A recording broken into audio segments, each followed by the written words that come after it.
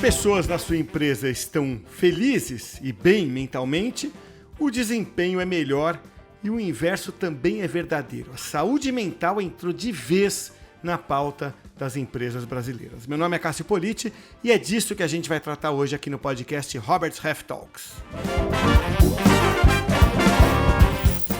No Robert Half Talks, você está convidado a participar de discussões relevantes para se preparar para o futuro do trabalho e se adaptar a um mundo em transformação. Um podcast da Robert Half, a maior especialista de soluções em talentos. E para essa conversa de hoje, eu tenho o prazer de receber duas convidadas. Deixa eu começar aqui pela Diana Gabani, que é CEO da The School of Life, CEO e fundadora também dessa organização global que se dedica a desenvolver a inteligência emocional. Diana, muito bom ter você aqui. Obrigado por mais uma vez aceitar o convite, participar, ter a The School of Life participando com a gente aqui. Prazer é nosso e muito obrigada pelo convite, né? Quase uma honra estar do lado da Robert Half para falar sobre inteligência emocional no trabalho. Pois é, um tema super quente, super próximo das pessoas, né? Isso que eu acho legal. E temos aqui, mais uma vez com a gente também, a Maria Sartori, diretora associada da Robert's Half. Maria, muito bom ter você mais uma vez aqui com a gente. Seja bem-vinda de volta. Obrigada, Politi. É sempre muito bom participar aqui com vocês e participar com a The School of Life é sempre um presente, porque eu sempre aprendo alguma coisa. Com a Diana ou com os colegas da The School of Life, eu tenho certeza que hoje não será diferente. Já estou ansiosa. Vamos lá. Vamos lá, vamos falar aqui muito com base, né, em um estudo dos muitos, né, que a Robert Half costuma fazer, mas que fala justamente dessa questão da saúde mental, né? Já tem sido o principal motivo, né, de turnover nas empresas, e eu vou deixar para vocês falarem, né? Qual é o grande impacto que a saúde mental hoje provoca no dia a dia das empresas, quando você fala ali, especialmente, né, de manter equipes fortes trabalhando bem em nome da empresa?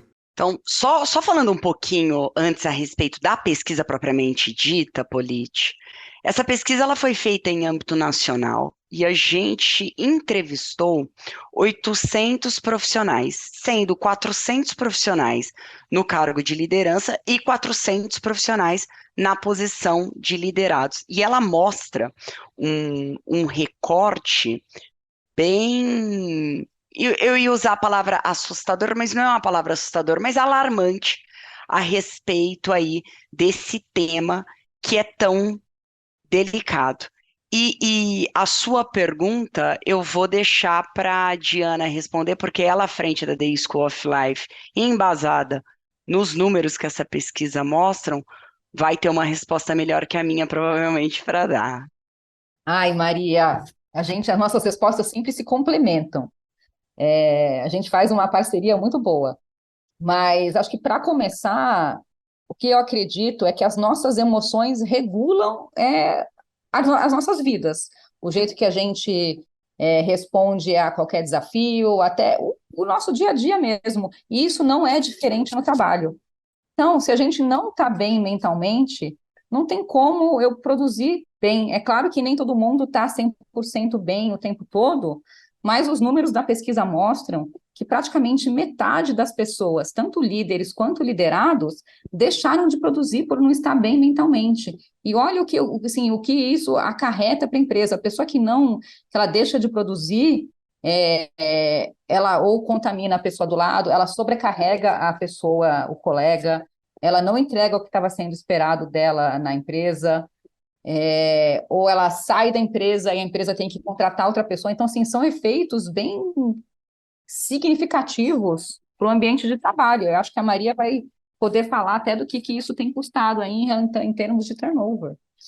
Quando a gente vem para os números, isso que a Diana comentou é muito claro na pesquisa. Então, a gente fez uma pergunta onde questionava, nos últimos 12 meses, em algum momento você já deixou de produzir ou de se sentir engajado por estar emocionalmente abalado? 44% dos líderes afirmaram que sim. E 45% desses liderados afirmaram também que sim. Então, como a Diana comentou, 50% dos profissionais, basicamente a metade aí, se sentiram desengajados e deixaram de produzir em algum momento. E quando a gente pergunta para os líderes, né, se eles sentiram que em algum momento os liderados deles deixaram de produzir, esse número sobe para 65%. Então, os números, eles são muito alarmantes. Quando a gente fala de turnover, que a Diana mencionou, a gente pergunta o porquê esses líderes desligaram, ou qual foi o principal motivo que fizeram com que esses líderes desligassem alguém nos últimos 12 meses. E 35% dos desligamentos foram motivados pela baixa performance do colaborador. Essa voz, antigamente, quando eu falo antigamente, são pesquisas que a gente fez aí em momentos pré-pandêmicos, há 4, 5 anos atrás, quando a gente questionava o motivo do turnover, do desligamento nas empresas, o motivo era por causa de não compatibilidade com os valores. Essa voz, ela vem nas respostas, mas ela vem em segundo lugar, ela aparece aí com 20% dos motivos de desligamento. O que chamou a atenção para a gente é que, mesmo os profissionais estando adequados à cultura da empresa, 35% deles foram desligados pela baixa performance. E a pergunta que fica é: será que esse profissional deixou de performar porque ele não estava bem emocionalmente? E os números mostram para a gente que sim, né? Porque assim, 50% deles reportam que em algum momento eles se sentiram desengajados.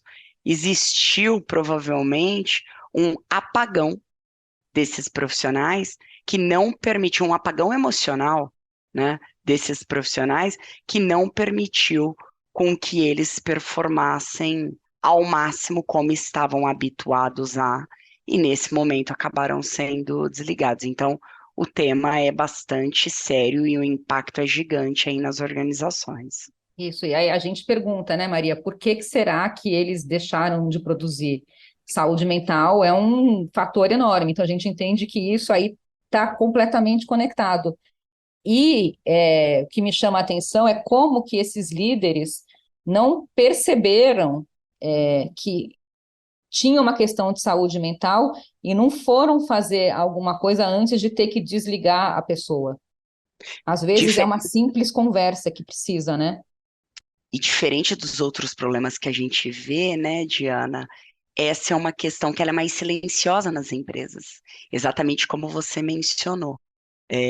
Os líderes não estão vendo o que está acontecendo, e sim, numa simples conversa, que é outro aspecto que a pesquisa acaba observando, é que cada vez mais os liderados buscam a questão do apoio, eles chamam de apoio, né? Quando a gente pergunta para os liderados, poxa, qual é o maior gap, qual é a maior deficiência do seu gestor atual? E esses liderados, eles citam, em 35% dos casos, é que falta o apoio. E este apoio que eles sentem falta, nada mais é do que, como a Diana comentou, a conversa, estar aberto a escutar, ter de fato uma escuta ativa, estar presente para aquele colaborador no momento que ele precisa. Isso, e isso precisa, ao meu ver, se tornar uma prática comum, porque não é fácil, mas você precisa dedicar tempo, porque a gente já viu que as consequências são graves quando você não dedica tempo para ter essa conversa com o seu colaborador. E não é uma conversa complicada, você não precisa ser um psicólogo, mas você precisa sentar com a Maria e perguntar para ela: Maria, tá tudo bem com você? Como é que tá? Você está com alguma preocupação? Tem alguma coisa que eu possa fazer para te ajudar? Você precisa se mostrar disponível e também, além do apoio, eu acho muito importante oferecer um elogio, dar um elogio, agradecer a pessoa pelo trabalho dela, porque a gente sabe que isso faz maravilhas com qualquer pessoa no ambiente de trabalho e fora. E é interessante quando você comenta que não precisa ser psicólogo, porque o que a gente mais escuta dos executivos é exatamente isso, né, Diana? Poxa, mas eu não sou psicólogo, eu não vou conseguir ajudá-lo. E quando a gente fala de apoio, normalmente, em 99% dos casos, não é que a pessoa está esperando uma resposta, ela quer simplesmente ser ouvida. E aí entra a questão da escutativa que a gente comentou, né, Diana? Sim, que não é uma coisa que ela acontece naturalmente e nem você deve ter tempo para isso o tempo todo, mas você precisa, sim, colocar na agenda um tempo para sentar e ouvir, sentar e ter uma conversa, sentar e sem julgar, sem já querer dar resposta para a pessoa, sem já sair atirando com o feedback que você tem que dar para ela. E quando é o líder, hein? Porque o liderado, se tiver sorte, tem um bom líder para apoiar. Não precisa ser psicólogo, basta ser uma pessoa capaz de ouvir, uma pessoa que tenha essas soft skills. Mas e quando você está mais lá em cima e não tem, olha para cima, não tem a quem recorrer? Qual é a saída? Ótimo ponto que você trouxe, Polite, porque como este é cada vez mais um problema das empresas, quando a gente pensa na questão de retenção, mas também na questão de atração, mas também pensando na questão de atração, visto que os profissionais hoje em dia cada vez mais se interessam em saber como é o ambiente daquela empresa antes de entrar é, como um funcionário, caso ele receba uma proposta, quando a gente perguntou para esse público se esses líderes estão capacitados em acolher os colaboradores e se existe um investimento para que isso seja feito, em 70% das empresas, eles respondem que os líderes não estão preparados e não existe um plano de treinamento para que isso seja feito. E quando você pergunta dos líderes políticos, eu estou pensando aqui naquele líder que está na camada intermediária, aquele líder que é uma média gerência ou um gerente, e ele tem os colaboradores abaixo, ele está num sanduíche, né? Porque ele tem os colaboradores abaixo e a Que é alta a maioria, gestão, né, Maria? Ah, Isso, que é a maioria. é É a a maioria maioria. dos líderes. teoricamente, só o CEO né, não está nessa posição, né? Mas E desculpa, a eu te gente interrompi. tem, e a gente tem falado aqui muito da importância desses líderes fazerem praticamente um networking entre líderes, porque eles fazem muito disso para subir para a liderança. Quando eles sobem para a liderança, eles acham que eles não precisam mais, mas eles precisam sim, eles precisam ter essa conversa com um par igual. Eles podem se mostrar vulneráveis, eles também, quando eles vão falar com alguém, isso vai fazer muito bem para eles. A gente sabe que só o fato de você colocar para fora já te traz um alívio. E quando a gente foi questionar para essa liderança se existe esse autocuidado, 14% deles admitiram que não existe. Não, Não é? não, eu não tenho o autocuidado, E eu né? acho isso preocupante, porque a gente sabe que o líder é exemplo para quem está abaixo. E, e não só é exemplo, é um espelho para quem está abaixo, como quando a gente pensa também em autocuidado, o político questionando, como essa pessoa pode fazer, porque ela está no meio, muitas vezes ela não tem a quem recorrer acima. O autocuidado não passa apenas pela questão da conversa. Quando a gente fala do Não. autocuidado político, a gente fala a respeito de fazer atividades físicas, de ter horas regulares de sono, de ter o network que a Diana comentou, que é tão importante, se fortalecer na sua rede, né, Não, de, e de, de fazer de alguma contato. coisa que te dê prazer, é, uma vez por dia, pelo menos. Seja pode ser assistir uma série, comer uma comida que você gosta. O líder tem que se preocupar com isso, porque ele carrega responsabilidades maiores do que quem está abaixo dele. Se para qualquer pessoa já é normal, para quem está em cargos de liderança, eu acredito que isso seja mais importante ainda. E a questão assim do exercício, para mim, é a primordial, é o que vai dar força, dar uma força para você muito grande. Acho que é importante mencionar que muitos deles enxergam isso como uma perda de tempo.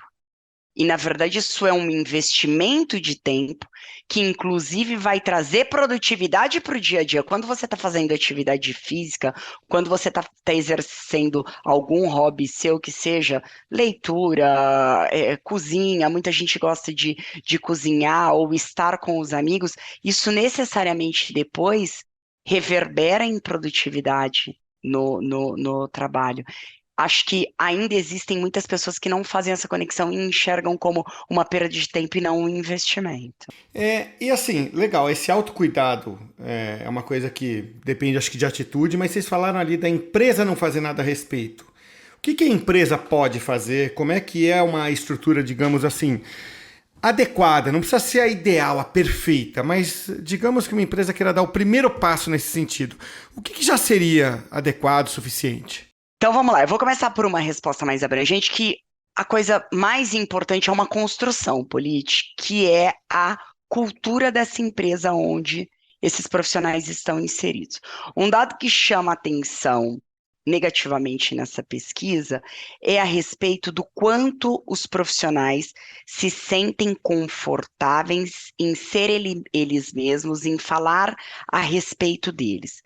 E, para nossa surpresa, 10% dos líderes afirmaram que não se sentem confortáveis em falar a respeito de suas angústias nesse ambiente de trabalho, enquanto 14% dos liderados também afirmam que não sentem um ambiente seguro. Então, a primeira e mais importante, e isso é construído ao longo do tempo e no dia a dia, todo dia tem que se tomar cuidado, é a questão da cultura. Qual é a cultura que a gente quer construir? Qual é a cultura que os nossos colaboradores precisam para se sentir bem? Então, partimos daqui. Exato, que é construir um ambiente de segurança psicológica. Eu acho que esse deve ser o primeiro passo. Mas, como a Maria falou, não é fácil. Você precisa ter essa cultura, não é de um dia para o outro, mas eu acho que o importante é que as empresas já estão, de certa maneira, tomando essa consciência. Depois tem 1000 benefícios e treinamentos que você pode dar para as pessoas, mas a consciência de que a cultura da empresa deve ser de um ambiente de segurança psicológica, que é o que vai começar a promover um ambiente não tóxico, que as pessoas consigam falar que precisam de ajuda, que algo não está bem. Depois daí elas vão oferecer sessões de terapia.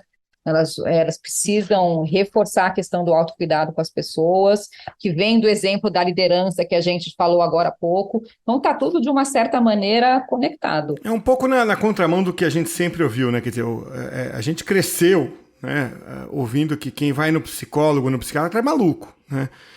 Acho que isso já causa uma trava aí, né? Imagino que seja meio que no oposto, e no oposto disso, né? No oposto, e a gente acredita que todo mundo deveria ter acesso à terapia e devia fazer terapia da mesma maneira que você faz um exercício físico. Uhum. Agora, quando vocês falam da cultura, tá muito claro, acho que é impossível discordar disso. Olha, a pessoa tá com angústia, tá com qualquer problema, pode ser problema mais grave, pode ser depressão, pode ser algo... E às vezes nem é relacionado ao trabalho, né? Pois é, e ela tem que estar assim, olha, não estou bem e isso tá tudo bem, né? Quer dizer, faz parte, assim como qualquer outro problema. Agora, até que ponto, na experiência de vocês, isso pode estimular as pessoas, né, a transformarem problemas pontuais em coisas maiores? Corre esse risco do tipo, você vai ter altos e baixos, né? O que é diferente de você ter um problema contínuo, crônico de ansiedade, né? Como é que você separa assim, olha, você não está num dia bom, você deu um tropeço aí, amanhã você está bem, semana que vem você está bem. Todo mundo sente o golpe quando a coisa dá errada. Como é que você diferencia, como é que a empresa diferencia o que são altos e baixos normais do que é um problema mental? Olha, acho que é uma resposta difícil de dar, né? Até os psicólogos e psiquiatras dizem que identificar o burnout é uma coisa super complicada. Então, eu não sei se a gente tem uma resposta para isso, mas eu acho que eu volto no ponto que, se você está em constante contato com essas pessoas, se você tem conversas constantes, quando a pessoa começa a mudar. Eu não sou psicóloga, tá? Mas eu falo isso baseado em anos de que a gente acompanha os treinamentos aqui, ouve, conversa com as empresas. Se a pessoa começa a não produzir bem, se ela começa a ter menos apetite, se ela deixa de fazer as coisas que ela fazia normalmente, você já está num sinal de alerta que a coisa aí não está boa. Mas se a gente tem aquele ambiente que você conversa e está de olho sempre, isso dificilmente vai acontecer de você perceber, de ligar a luzinha para falar, opa, tem alguma coisa mais séria aí. Quer dizer, a própria cultura de poder falar sobre isso te ajuda a entender qual é vamos dizer, a gravidade, se é que essa é a palavra, mas qual é, né, o seu caso, né? Seria isso, né? Isso, Poder e aí falar, acho que a hora tá. que a gente perceber que a coisa não está tão boa é de encaminhar para alguém que vai fazer essa avaliação. Acho que a maioria das empresas, a Maria pode falar melhor do que eu, mas a maioria das empresas hoje tem acompanhamentos psicológicos de perto, tem acesso muito fácil a psicólogos ou grandes empresas do setor de saúde. E conforme você foi comentando, Jana, eu fui pensando aqui, o fato de ter um canal de comunicação aberto, de ter a palavra mágica que você usou, né, de ter a segurança psicológica, a segurança emocional, tudo isso são fatores que ajudam a endereçar o problema. Me vieram alguns exemplos que já ouvi aí de parceiros comentando de pessoas que foram resgatadas de uma baixa performance, eventualmente até por causa de um problema pessoal, pelo simples fato de poder se abrir e se sentir bem. Definitivamente, comunicação e ter a abertura é a palavra de ordem, né? E o híbrido atrapalha nisso, de algum jeito? A gente sabe que, já cansamos de falar isso aqui, tá? As pessoas estão cansadas de saber que a pandemia acelerou muito, né, a coisa do trabalho remoto, depois indo para um caminho do híbrido. Seja qual for o modelo, você tem pontos de contato mais escassos, né, mais raros do que tinha quando a gente trabalhava 5 dias por semana, todo mundo no mesmo escritório. Até aqueles pontos de contato informais, o famoso cafezinho, o almoço junto e tal. Vocês notam, de alguma maneira, que a distância, ou a comunicação remota, interfere de algum jeito nesse quadro? Na verdade, o híbrido que você comentou, ele favorece, né, política? A gente aprendeu ao longo da pandemia que isso é uma pesquisa nossa que mostra a resposta dos colaboradores, né? Hoje, a maneira como os profissionais mais se sentem confortáveis é no modelo híbrido. Então, nem 100% remoto, porque, como você bem mesmo disse, as pessoas sentem falta do contato, né? O famoso cafezinho, ele não consegue ser saciado de maneira 100% virtual.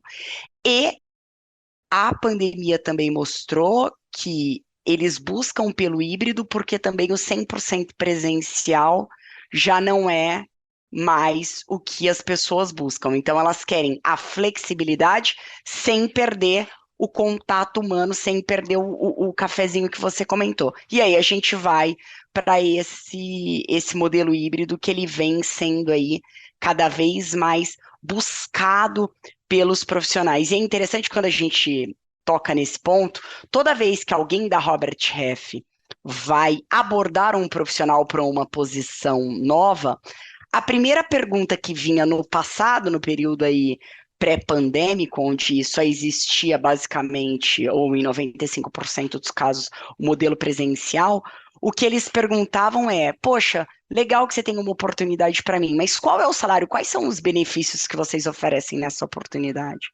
Hoje em dia, quando a gente aborda um profissional para apresentar uma oportunidade nova, a primeira pergunta poxa, legal, Maria, legal que você se lembrou de mim. Qual é o modelo de trabalho que essa empresa oferece? Respondida essa questão, a segunda pergunta olha que interessante, qual é o ambiente, quais são os valores e a cultura dessa empresa que você está me oferecendo, Maria? Então, isso, Polite, traz para a gente cada vez mais uma preocupação, e que bom que é assim, cada vez mais uma preocupação dos profissionais em relação ao bem-estar, aonde ele está aí endereçando a carreira. Se você já trabalhou num ambiente tóxico, você deve imaginar por quê, né? Eu já trabalhei. Diana, e os jovens, hein? Você nota aí na procura, vamos dizer, por treinamentos, tudo, alguma diferença, alguma aceleração na busca, né, por treinamento, por parte dos jovens? Sim, a gente tem feito muitas jornadas de desenvolvimento de inteligência emocional para jovens talentos, sejam estagiários, trainees ou gente que ingressou 100% no mercado de trabalho recentemente. E eu acho isso fantástico, porque são essas pessoas que, quando elas estiverem na liderança, elas já vão subir com um treinamento de inteligência emocional e vão, espero, que não deixar que um ambiente de trabalho seja tóxico. Então, acho que quanto mais a gente conseguir investir em habilidades de comunicação, autogerenciamento, apoio, decisões e autoconhecimento para os jovens, assim, as empresas só têm a se beneficiar, especialmente pensando que esses jovens, eles passaram grande parte de uma idade muito importante, seja na universidade ou saindo da universidade, em casa, na pandemia, e se comunicando sempre aqui, no online, né? A maioria das pessoas trocando mensagem, então com poucas habilidades de comunicação. E que eu tenho visto, eu tenho acompanhado de perto, porque eu adoro esses programas que a gente tem feito, é que esses jovens têm uma vontade de aprender, eles querem. Então, apesar deles serem, em sua maioria, seres super digitais, a hora que você traz para um treinamento e eles veem aonde o potencial deles pode chegar e como isso pode ajudá-los, de fato, a serem melhores pessoas, melhores líderes, eles vão com tudo. Então, poxa, eu acho que quanto mais a gente conseguir investir nesses treinamentos de jovens, todo mundo vai se beneficiar no futuro.